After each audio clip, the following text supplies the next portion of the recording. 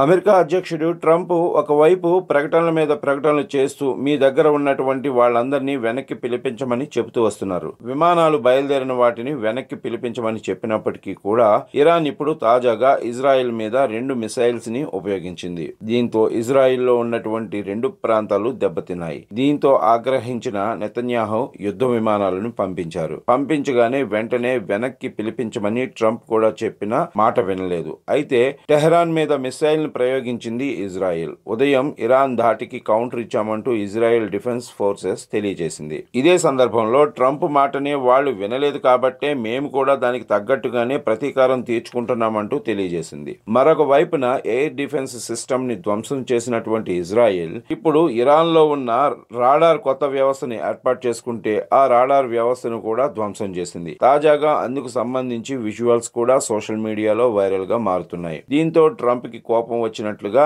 వార్తలు వినిపిస్తున్నాయి. ప్రత్యేకించి ట్రంప్ చెప్పినప్పటికీ కూడా కాల్పుల విరమణ అన్నది ఎవరూ పాటించలేదు, అటు ఇరాన్ గాని ఇటు ఇజ్రాయెల్ గాని. కానీ ట్రంప్ మాత్రం స్టేట్మెంట్లు ఇస్తూనే ఉన్నారు.